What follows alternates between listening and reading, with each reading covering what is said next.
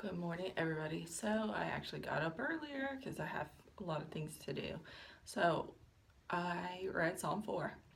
Verse I like was 2. How long, O men, will you will you turn my glory into shame? How long will you love delusions and seek false gods? Verse 4. In your anger, do not sin. I just like that. In your anger, do not sin. When you are on your beds, search your hearts and be silent. Verse 6. Many are asking who can show us any good. Let the light of your face shine upon us, O Lord. And the questions: does your anger flash hot or burn slow? Okay, well, that depends on who and what the situation is. Usually it takes a lot to make me mad. I'm not one of those hot-tempered people that just go crazy. However, like the car commercials that say they can do 0 to 60 in 5 seconds. Well, there's two things that send me 0 to 60 in 2 seconds. And that's traffic sometimes and my ex. Yes, those are the two that really just get me hot like that. Next question, how do you manage it? So traffic, honestly, I've just learned I have to prepare myself that traffic is just going to be stopped in certain places in Colombia, and that's just the way it is. And either I can choose to sit there and get mad and frustrated and just, be mad for the rest of the day, or I can just prepare myself mentally and be like, okay, just you can guarantee traffic's going to be stopped here, so you're going to sit here for like 20-30 minutes, don't be surprised. However, with my ex, I put it still whip, which means work in progress. Like, I'm still trying to get there where he doesn't send me to 0 to 60 in 2 seconds. Yeah, so I'm not sure how that's going to work. And usually it's just when he says he's not going to do XYZ for the children. That does it for me. Or the way he talks to me or whatever. Last question. Pretty much it's the same. It says, what is your biggest source of stress? I put money and X. Those are my two biggest sources. And I know it's kind of talking about anger. And in verse 4, I read, like I said, I liked, it says, in your anger, do not sin. So it's okay to be angry. It's just what you do when you get angry. And I've gone to counselors before, and one of them she told me that anger is like an overlapping factor. Like, there's something underneath the anger. Like, it's not really anger. Like, there's something else under that anger, and it's like anger is the thing that's showing out. Anger is the emotion that's showing out. So, like, what is it? Like, are you hurt? Like someone hurt your feelings? Like, like, are you wounded? That kind of thing. And you're angry. Anger is showing out, but it's actually, you need to deal with what's under the anger in order to stop the anger.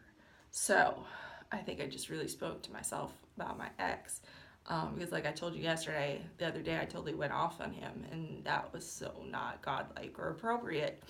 And it really doesn't matter. You have to get to the point where no matter what someone does or what the situation is, you don't lose, your godliness. I'll say you don't lose your fruit of the spirit. You don't lose, your temper. You don't lose control, because one of the fruit of the spirit is self-control, So you have to get to that place where these things don't bother you, And I'm strongly working on the X thing because, I know you've seen like church signs and different stuff like that.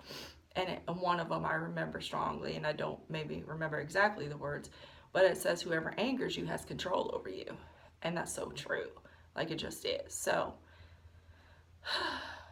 nobody's going to have control over me except for God. You know what I'm saying? So I need to find a way to let it go.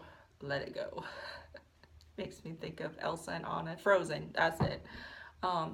Anyway, so just ask your questions. Ask yourself these questions. It's early. And you're just going to have to ask God to help you. Because anger, is not necessarily bad in itself. It's what we do when we're angry. Yeah. When it's what we do when we're angry, sorry. That is the problem. So you need to look at those things. What are your triggers? Like, what are those things that trigger you, that send you 0 to 60 in 2.5 seconds, you know? And you need to find out what that underlying thing is, because like I said, it's really not anger. There's an underlying emotion. It's just anger showing out. So you need to figure out what those things are. I mean, that is if you want to stop the issue, you know, stop like letting traffic control you, stop letting your exes control you, excuse me, stop letting people control you, you know, because what does it, you know, what good does it do to get angry and just act like you're some kind of animal or something, you know, or what good does it do to cuss someone out, you know what I'm saying? It doesn't, because then you feel bad afterwards, and then you're like, oh Jesus, I'm such a bad representation of you, like I can't believe I did that, you know, I should be better than that, I know better than that, you know, that kind of thing. Like, all that could be alleviated if you figure out what the issue is. And I always say, like, there's an underlying issue under that anger, so you need to figure out what it is. So I figured it out for traffic. Now I just really had to figure it out for the X and anything else that, you know, sends me 0 to 60 in 2.5 seconds. So your goal is to figure out what your triggers are and why you have those triggers. What is the underlying emotion besides anger? Like, what is the root issue?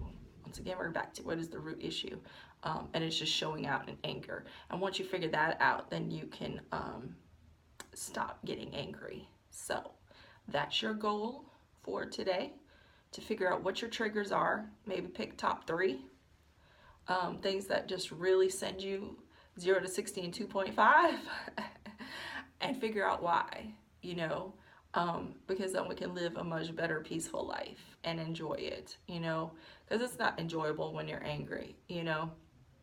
So with that said, I hope y'all have a fabulous day today. Peace out.